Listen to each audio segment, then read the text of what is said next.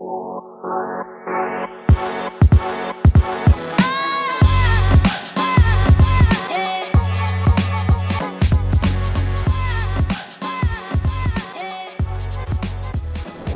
up, ladies and gentlemen? It's Guliato Bango Boy. You're now tuned with Edition Podcast, and I got a very, very special guest in the house today.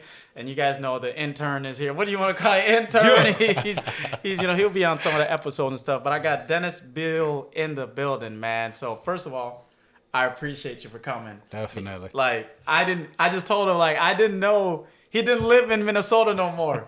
He lived somewhere else. Crossed over the border now, Yeah, man. so I thought he was like, yo, come do the podcast. So he traveled for a while to get here, and I really appreciate him coming on the story. Very awesome story. Motivational speaker, mentor, coach, CEO, father, and all of that. Everything, man. Everything. Man. So man, that's wearing dope, a lot of man. hats, man. I So appreciate you all for having me, though. Yes, sir. So, man, for the people who do not know who you are, I always like to get people acclimated with the individual, Yeah. So when they see, okay, we know who that individual is. Give us a little bit of background about your story, where you're from, where you grew up, and just everything and things of that nature. Okay. So I started off like this, man. Originally from Chicago, born and raised, grew up in a single parent household. Parents got divorced at a very early age. I was 3, my sister was 5. And then after that, man, my mom really instilled education in me. And so, through that opportunity, I just took it. I took advantage of that.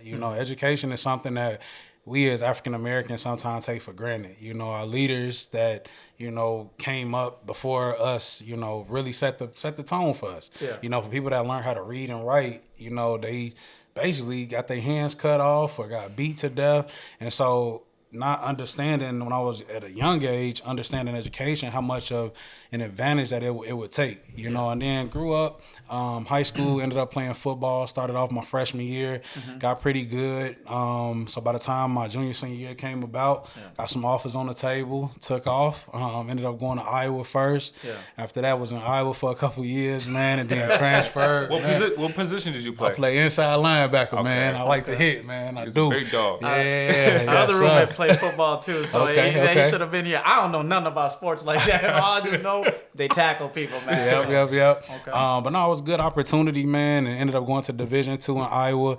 And then after that, I just wasn't getting as much playing time as I desired for, so I ended up transferring to University of Wisconsin-Eau Claire, and that's how I got to Wisconsin. And I heard a lot of things. I'll say it like this. I was kind of nervous about going to Wisconsin. I heard two things. Come to Wisconsin on vacation, leave on probation.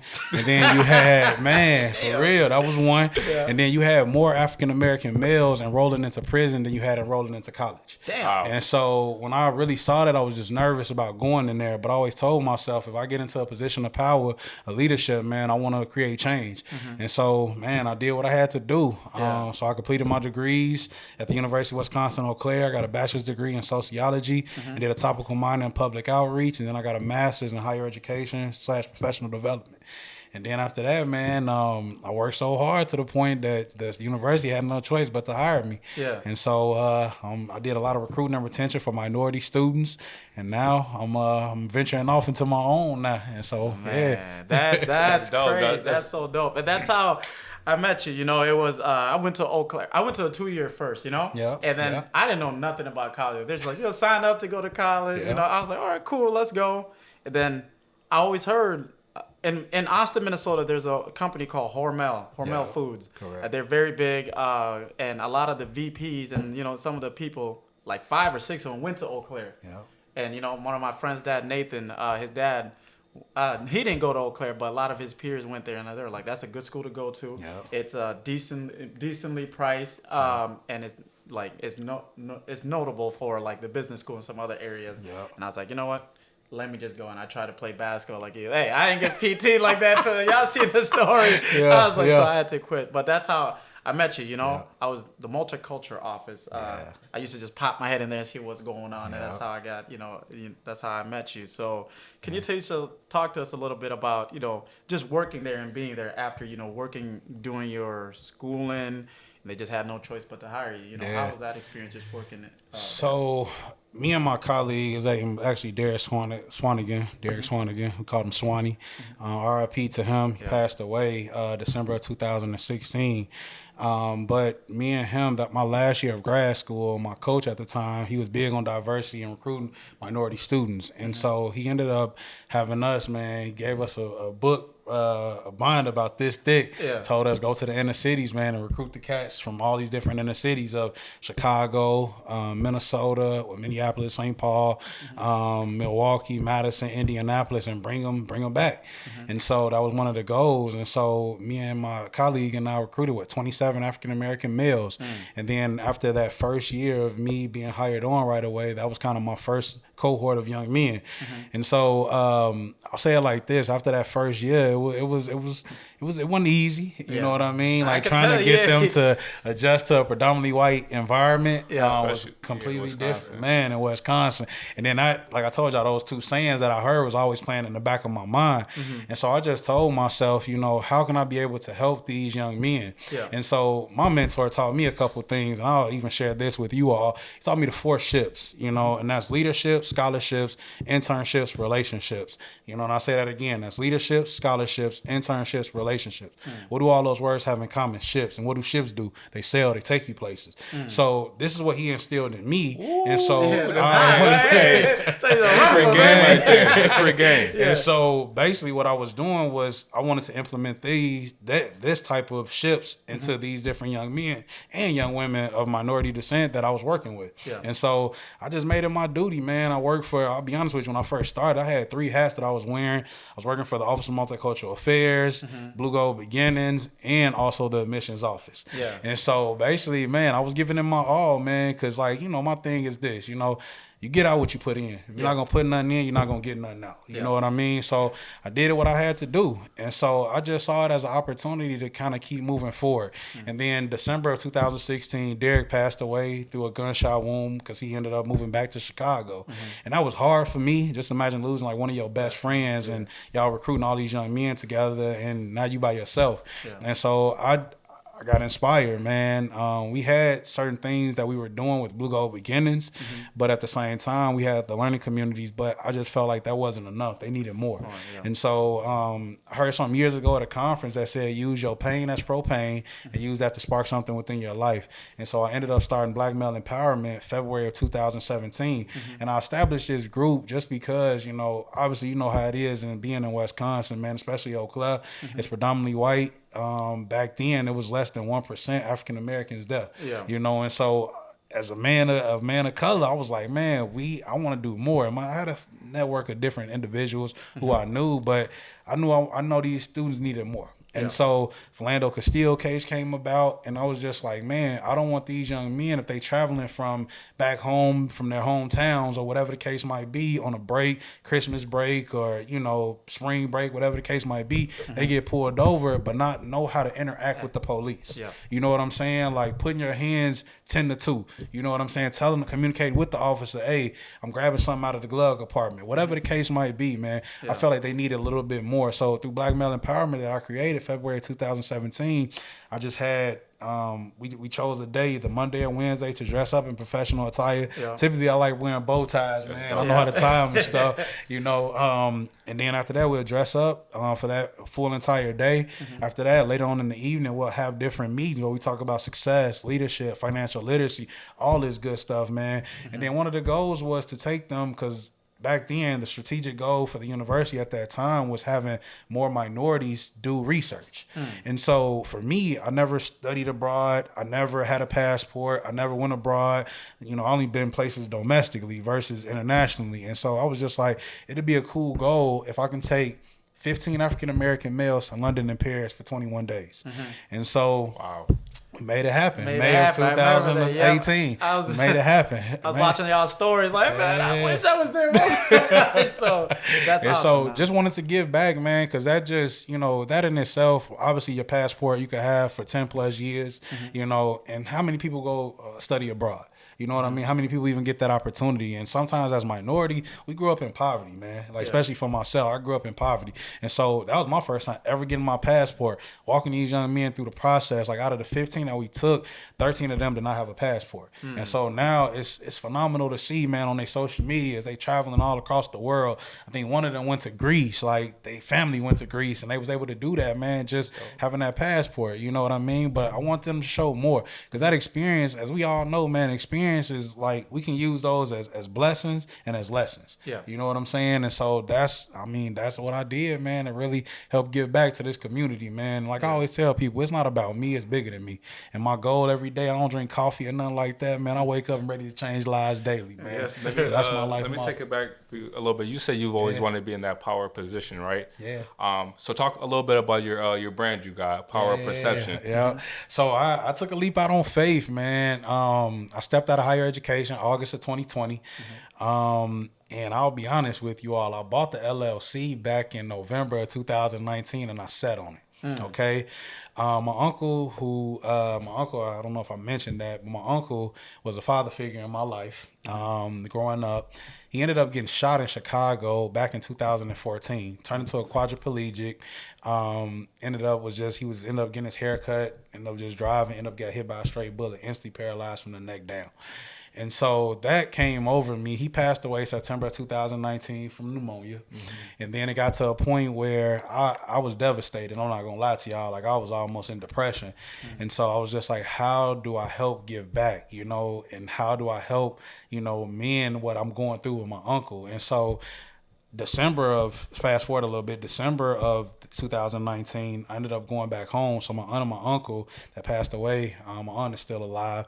They have a church. And so that day, you know, I was like, man, we was in town for the holidays. And after that, came to the church, and the pastor was doing altar calls. And so my cousin kind of gave me the initial like flag, like, man, you should go up there. So I went up there and I got the prophecy, and it basically said, I don't know if you're thinking about a business, contemplating about starting a business, or even talking about a business, but God said move forward in that vision. And so I was like, whoa. Like, and so I was thinking in my mind, like, man, so that was one icing on the cake. And then even before that, a lot of people that knew me and knew of the work that I did, they was like, why don't you have your own mentoring program? Right. You're powerful, your words that you spitting out, like, you leading by example, like, you leading a lot of men, a lot of women, and they listen to you. And so after that, I was just like, you know what, I'm just going to do it. So I started getting all my ducks in a row, and then I launched Power Perception February of 2020. And I'm in Eau Claire right now. Currently, I got 3 chapters, and basically what I'm doing is I'm working with African American and biracial youth in the 6th through 12th grade. And so when you look in Eau Claire, what do we specifically have out there that's geared towards African American and biracial youth? And I'm not talking about just a program to meet your quotas, you know, for minorities. I'm talking about like every day that these kids could, you know, learn from, you know. Because when I turn on the news and you look in Eau Claire, you probably know this, like you turn on the news and stuff out there, anytime you really see an African American, it's always something negative. It's either they call it a DUI, a drug case, or whatever the case might be. It's nothing positive talking about, oh, this so-and-so just started their own business, or so-and-so just started this, and look at how it has grown, or look at how it has, you know, motivated other individuals. You know what I'm saying? And so that's what motivated me, man. And so I did what I had to do. And I'll be honest with you, when I first launched it, we went kind of 3 sessions in person, then we got shut down due to COVID. So I had to get a little clever with it. And so I switched it over to virtual. And so we did some virtual guest speakers. We did some virtual tutoring. Man, I'm just giving back to them, man. And basically the mission behind Power Perception is creating a valuable toolbox of resources to equip these young kings and queens to become contributing citizens in today's society. I love it. And so we need the resources, man. And so I got a lot of resources in my back pocket, but one of the things that I told myself is, how do I maximize my resources that I currently have? And so I can't use them all, you know what I mean? But at the same time, I could put them in front of, you know, these different individuals, these young men and women, to show them something different. You know, so everybody got a story, man. I got a crazy. I got a phone call from old Boyle randomly. He was like, "Hey, Amani, what are you doing?"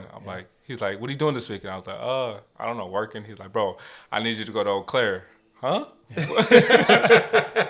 I don't need that color, yo. I'm like, for what? He's like, "Hey, man, my man Dennis, he needs some barbers down there."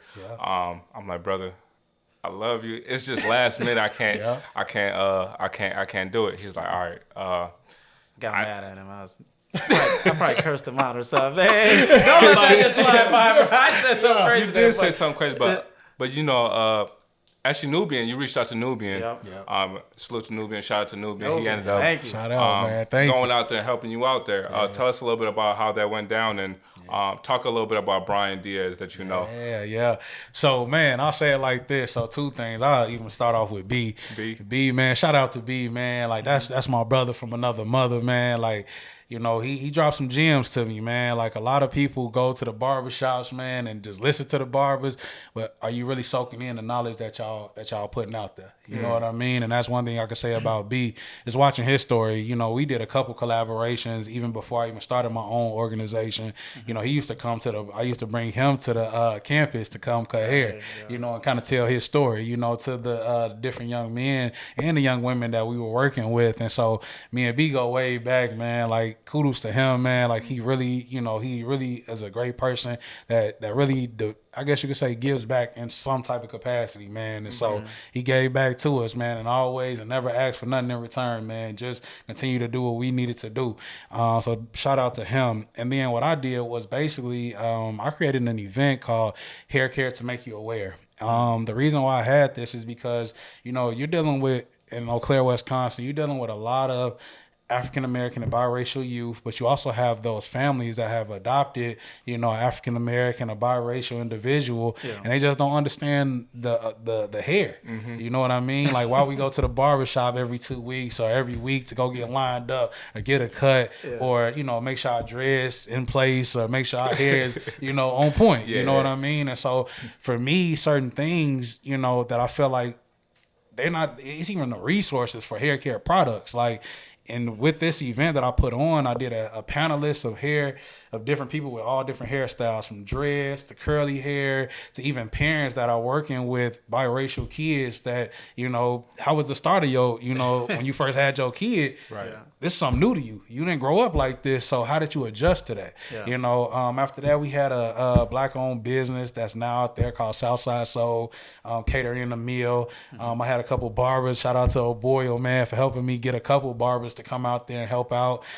We even had a barber from River Falls come through. Even a local barber, Chip's Barbershop, Chapin came out.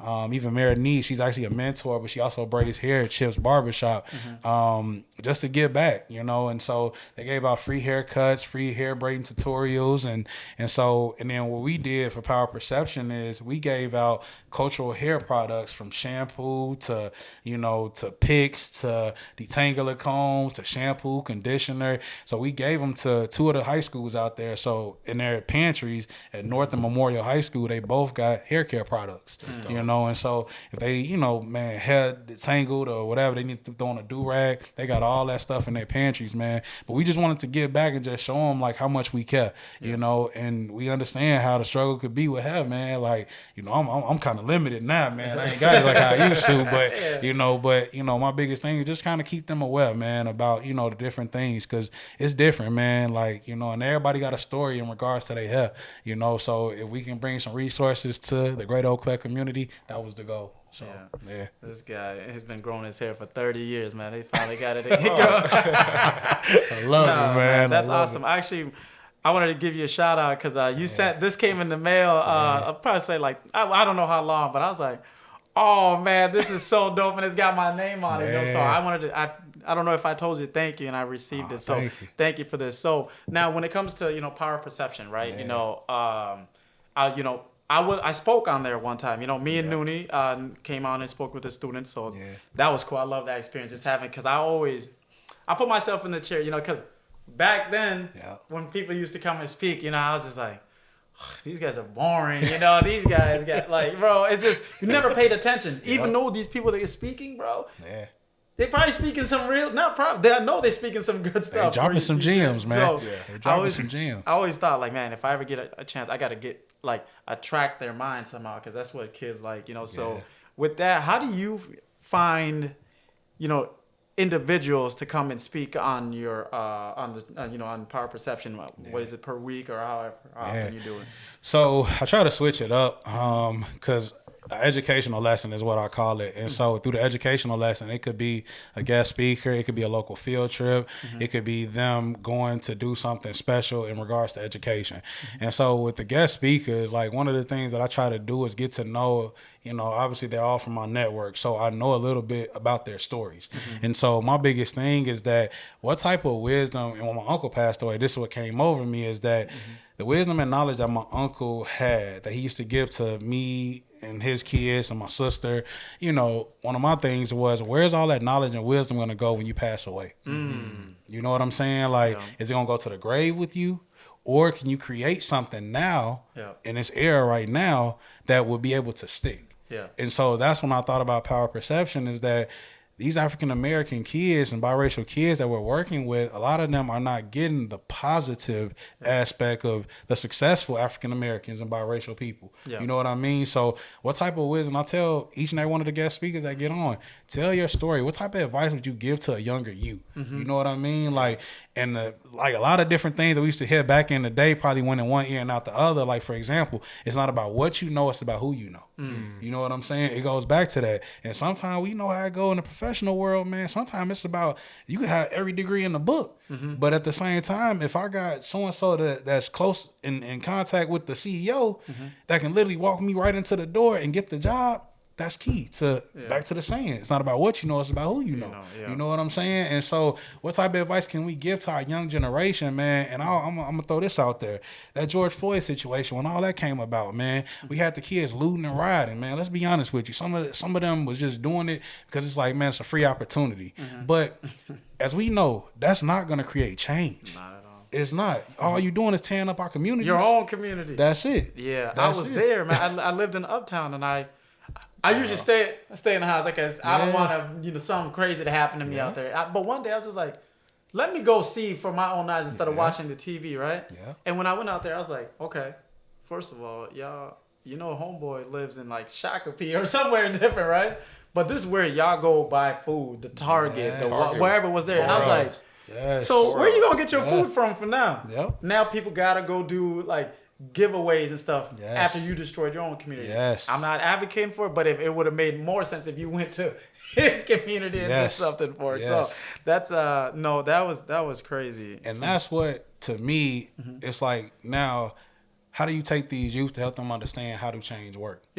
Get in those positions. It's just like Barack Obama being our first black president. It's like Kamala Harris being our first African-American female vice president.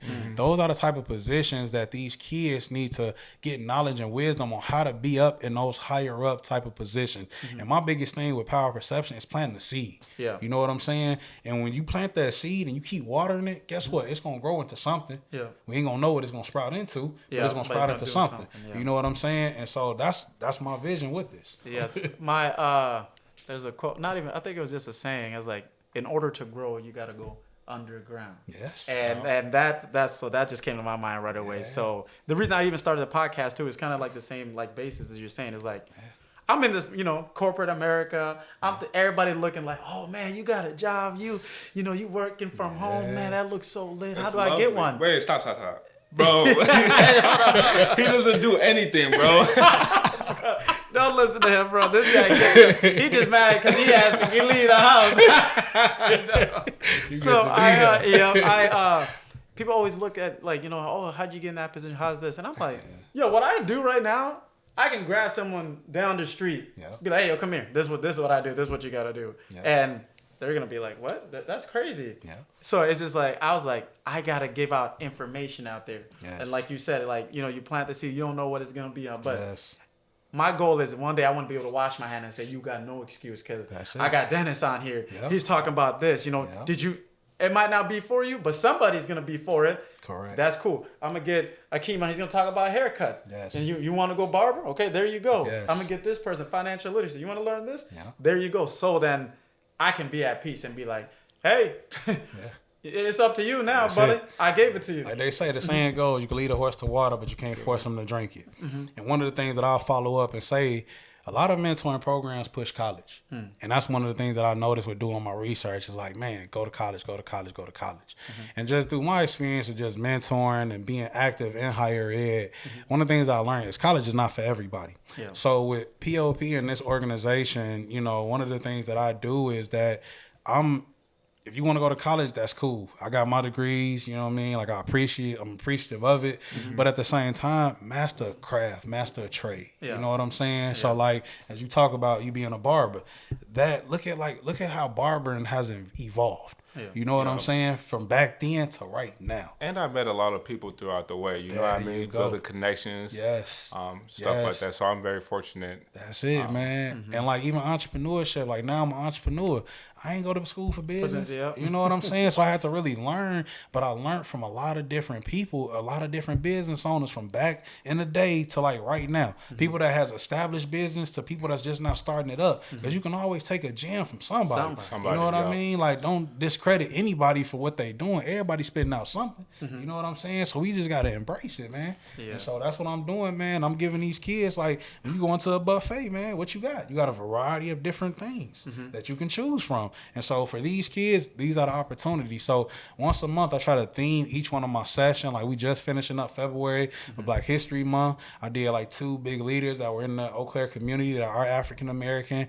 Next, this upcoming month in March, we doing, I'm helping them learn about the technical colleges and learn about their different trades. So that whole month of March, we'll be at the technical college, Chippewa Valley Technical College, and learning about the different programs they have and just, you know, just to create some type of understanding, you know what I mean? Because I feel like it's stigma behind the 2-year colleges, but heck, if I can knock out, and they got a program, a high school academy program where they can go get their associate's degree while they still in high school, man. Yeah. Just imagine how much of an advantage that could be. But we so caught up sometime in the sports realm of things that we ain't looking at it like from that angle. You know what I'm saying? And we already know how it go, man. It's less than 1% that's going to really go to the NFL and the NBA. You got to really put in some work, man. That's what I be telling Like, you. It hurts some people, but that's the reality. That's the reality, though. That's the reality. That's the reality. So I went to a 2-year school and I did PSEO, I think that's what it's called, where I knocked out a half a semester for free. Yeah. And it wasn't even I'm sorry, I'm not the the brightest student in the world, you. but I was like, this wasn't hard, yo. The book might look bigger. Don't let that scare you. Don't let it scare you. And it saved the 2-year too with my. Thank God. Shout out to Hormel. They had, if you went to the 2-year in Austin, Minnesota, you went from the high school, they paid for it. Yeah. And it was free. Yes. So I knocked 2 years of school out dope. for You took free, advantage of it. which was, I think the average debt people come out is like 35, 37, 40,000. Yeah. Imagine if I didn't go to that 2-year, mine would have been doubled right now. And when the interest starts hitting, yes. That's what I'm telling them, yeah, man. so they don't like. I tell them, take that burden off your parents. Take that burden off your guardian, whatever the case might. Take that burden off, man. All it is you just applying yourself. That's it. For how many years? And look at the end reward. At the end of the day, you get out what you put in. It goes back to that point. Yeah, man, that's crazy. Yeah, man. I would say, being a CEO, you know, and starting your own, you know, your own movement, right? Yeah. I would say, what are some of the biggest challenges that you have you know, faced so far, you know, creating an LLC? Like I've been kind of lacking, you know, I'm like, I got to create my own, I got to do the LLC thing before, because people can take that from your idea and run with it. They can. So what are some of the challenges that you face? So I'm going to talk about challenges, and then I'm kind of give you this layout too. So right now I just turned the LLC into a nonprofit. So Power Perception Inc. is the nonprofit, and then my other business, my for-profit, is Beale Consulting LLC. And so basically it's kind of twofold. So the Beale Consulting is basically me doing like public speaking, all that good stuff, consulting work, diversity training, all that good stuff. And then Power Perception Inc., man, that was a whole process in itself. If you've never done a nonprofit application, it's 110 pages. You got to make sure all your I's is dotted, all your T's are crossed. Yeah. You know, for the LLC, that's easy. And, you know, it's $150. You just got to get somebody that know what they doing. If you don't like paperwork, I don't like paperwork, man. One of the advice or struggles that I went through, that I'll say it like this, man, get people on your team that you could trust, first off and foremost, because you can't, everybody going to say they with you, you know, in the beginning, you know what I mean? But at the end of the day, it's going to be a struggle, man, because everything is not going to go as you planned it to be. You know what I mean? Like, you're going to have your hiccups, prepare for your hiccups. Everybody feel like you're a millionaire when you first start your own business. I'm just going to be honest with you. Yeah. And you're not. You scrapping for pennies, man. Yeah. You know what I'm saying? Utilize your resources. You know what I'm saying? And that was one of the things that I really did, like, to help me understand, like, okay, what is a LLC? You know what I mean? What type of opportunities can help me with growing my LLC? Because everybody, you know, and I'll say it like this, everybody's starting a business right now. You know what I'm saying? But everybody ain't profiting from their business. Yeah. Just because you got an idea and want to turn it into a business, you got to learn how to scale your business. And like they even say in the entrepreneurship world, and shout out to my sister, always dropping some gems on me, man. Like, that 1 to 3 years, you ain't really going to make no money. Yeah. You know what I'm saying? A lot of money, and I'm learning, like, a lot of money that I'm making, I'm investing back into my business. You know what I'm saying? Because I know what I want, and I know eventually, like, the longevity goal. And so everybody, man, like, I'll be honest with you, attorneys don't like doing nonprofit work, you know, and helping you to apply for nonprofit because they don't really make money off that. Okay. You know what I mean? And so, you know, and then also too, man, like, really get people in your corner that you're going to be able to trust, because everybody will try to nickel and dime you. You know what I mean? And that's one of the things that I had to be cautious of. Like, is this a trusted person? You know? But like I said, man, I'm a Christian. I really confide in God. And I'll just say it like this, man. God has really ordered my steps and ordered my journey. Like, he has dropped people in my lap that I never thought I would even have a conversation with. Yeah. And all of a sudden, that person sitting down with me and just like, man, how is this ran? Like, even shout out to the lady Becca Cook. You know, when I first launched everything, like, it was even nervous. Like, I was even nervous to answer my phone. Because there were certain people that got access to me that I didn't even know. And then all of a sudden it was like, you know, hey, Dennis, I want you to do this. Or, hey, I see you doing this. Or, and like, don't get me wrong. Like, the free pro bonos is cool. Yeah. Like, giving out to people and, you know, going to speak and all that. But now, as you mentioned in the beginning, like, I'm a husband.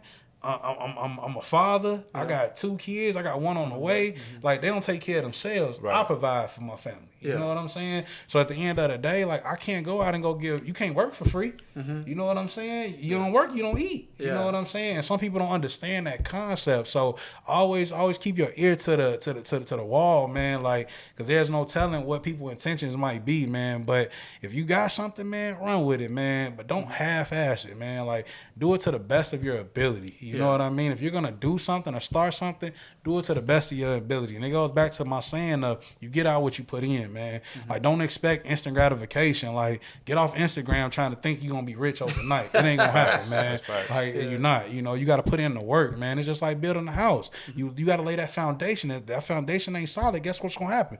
That's gonna crumble. Yep. You know what I'm saying? So understand that foundation, man. And one of the advice that I'm even sharing too is that I learned from a couple of my just people that I have in my network, man. I use them as my lifelines. They used to tell me, man, don't grow wide, grow deep. And so when you think about that, okay, you can do 50,000 things with an organization. But if you don't have that main core, you're going to be all over the place, man. Ooh. And then you're going to fail. You know what I'm saying? And so that right now, you know, when I first got started, everybody was on me. Boom, boom, boom. And then I had to sit down with myself and be like, wait. It goes back to that blueprint. What do you want? Yeah. When you first started this, what did you want? You know what I mean? Write out them goals, man. Ain't nothing wrong with grabbing a journal, writing down them goals, man, because that's going to be key for helping you to understand. You're going to have everybody in your ear going to figure out what they can do to help make your business even better. And they don't even got a business. You know what I'm saying? But they got all this different advice. And sometimes it's going to play in your head like, oh, that is a good idea. But you got to remind yourself, I got to go back to square one. It goes back to that blueprint.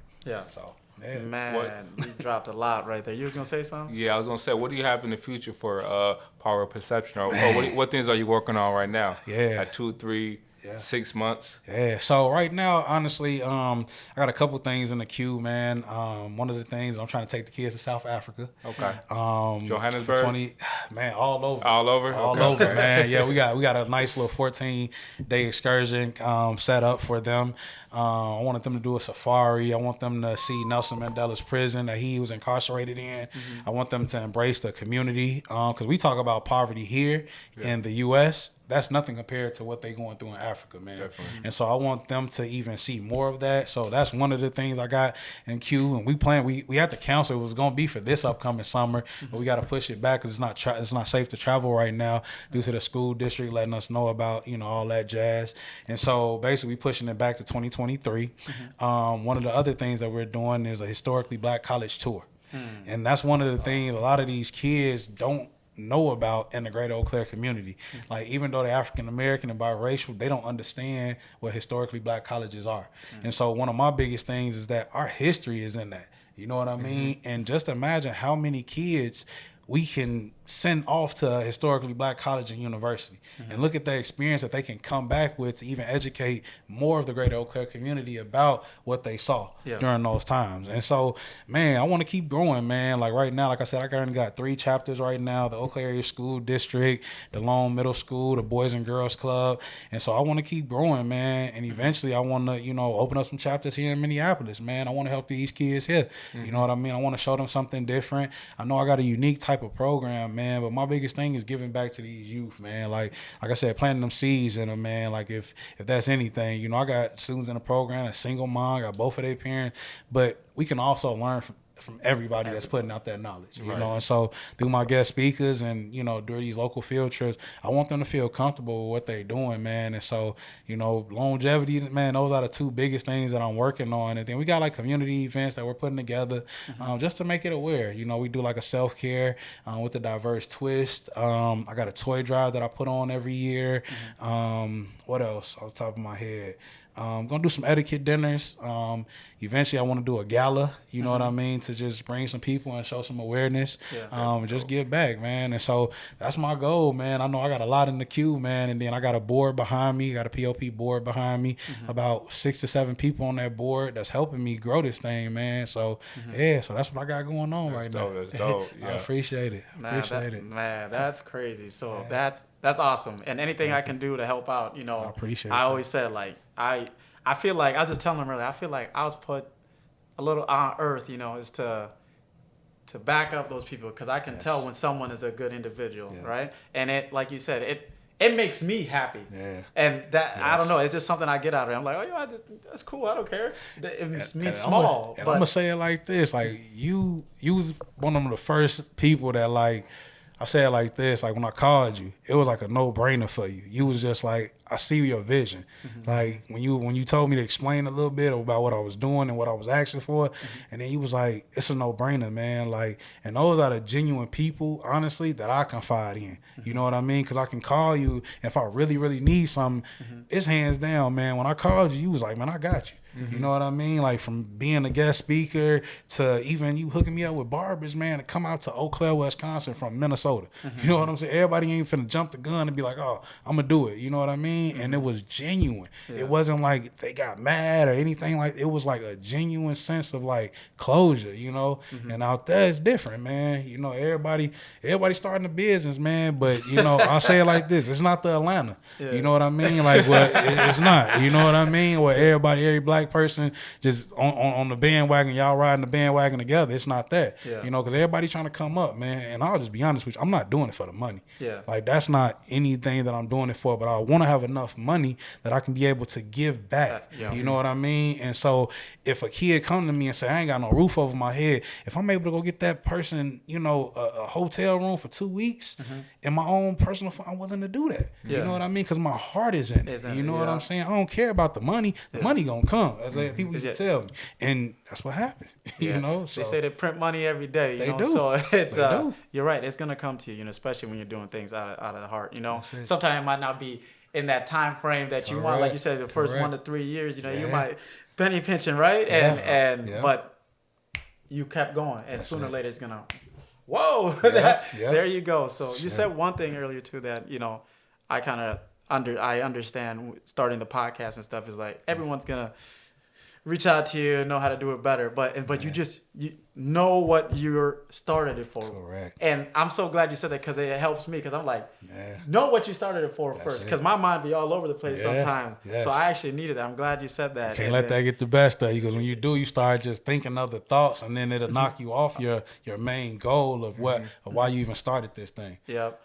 And you said God does put people for you when you start doing things that like you just do it. Nike got the best saying. Yeah, just do it. That's do it. legitimately start working. You might not know what you're doing. No. But start working. And when I started this, I was getting random phone call. Hey, you know how to do Facebook marketing? Yeah. I mean, what?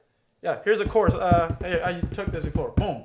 Hey, my buddy here. I was like, what? This came out of the blue. Yeah. Or even my intro, like Guliado Bango Boy. When I go out, sometimes people be like, hey, it's Guliado. They mess it up though, but they know the same. I'm like, y'all funny as hell, bro. So, and they gonna catch on to it because you got something, man. Like, and a lot of people aren't doing what you're doing, like spreading the word, man. Like spreading those gems. Like people need to hear the wisdom and the knowledge, man, that we have. Because we've been on this world, man. Like even our ancestors, they've been on this world, so they know what it's like. You know, so how like keep putting that seed out there. Keep planting, man. Like, keep talking, man. Keep having these conversations because we need that as African Americans, man. Like, we need, like, we saw a difference when that George Floyd situation came about. I felt like we saw something happen right there. And now, like, it's leverage, man. So can't nobody, and I'll say it like this, can't no black folk tell me, like, man, I'm broke, I'm homeless, I'm this. Like, look how many opportunities out here.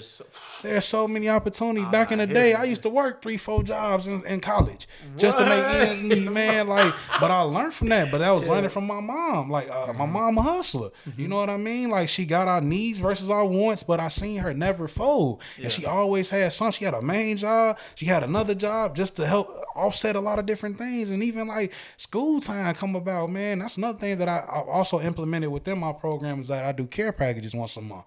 You know, because when I first started Power Perception, you look at the poverty rates in Eau Claire, amongst the highest are African Americans. And so one of the things that I do, like personally, like me and my team, we go out and we drop off care packages, man. Like we was obviously COVID, we used to drop them off, but now when they come to the sessions towards the end of the month, we give them a care package, man. And the care package might, and it could be like some tissue paper towels, you know, dry rub, food, fruit snacks, all that good stuff, man. But my biggest thing is that might help out a family. You know what I mean? Like even one of the things that we used to do, one of the first ones that we did $100 $50 Nike gift card so the kids could get shoes for the upcoming year, and then $100 Target gift card just so the parents could get some food in their refrigerator for the kid that week. Because we know how it is, man. Like my mom, we grew up off Lil Way. You know what I'm saying? So I already know what the struggle is like. You know what I'm saying? So we can give back. That's key. That's key. Yeah. So you guys are lucky for the students, you know, that are part of the mentorship program and you're working with. You know, I got something that I just told Dennis earlier. I was like, you know what? When we spoke last time, I told the kids, you know, whichever one is, you know, you're doing your duty. You know, you're standing and you're actually applying some of the things that you are saying, right? And he's gonna he's gonna be watching y'all. So here's what I'm gonna do. I sell shoes and like random stuff on the side, and I know everybody loves shoes, right? So he's gonna pick. You know, I told him one, but I was like, you know what? Someone's gonna get mad. Let me get 1 to 2. I might even do 3 people, right? So you pick them out, and you let me know time and when you want to do that. I'll do 2 people too. You do 2. Okay, there you go. I'll do 4 too. Come on, you let me know. Yeah. I will get you some shoes. I'm doing a raffle. That's a different story. I got y'all with some shoes, man, and things of that nature. So you know the kids can rock something fresh. So man, I got you. Good to me. Let's do it. I got you. So I appreciate you coming, man, sharing your wisdom with us, and I was learning a lot too. I was like, some questions would pop up in my head. I was like, oh, I got it. No. But I appreciate you driving here from Eau Claire. I thought he still lived in St. Louis Park down the way. I was just like, okay, so that means a lot, you know. So before we just ended, what are the something that they should take away from this for you, and how do they get a hold of you for, you want to speak in engagement or even just want to get involved with you, Give me that. So I'll say it like this, man. Some of the gems that I just say is that invest your all into whatever you're doing. It could be life. It could be you starting your own business. It could be you fulfilling your education, do the best that you could be, the best person, best version of you. You know what I mean? like I said, I wake up, man, I'm inspired by the different people who I'm mentoring, who I'm investing in, you know, and so my life goal is, my life motto is to change lives daily, and that's something I love doing. You know, it don't gotta be, I don't need clout for it, anything like that. My biggest thing is I just want to give back, you know, and so if you find it in your heart, man, go ahead and give back, you know, in any way. It could be you physically saying something, it could be a smile, whatever the case might be.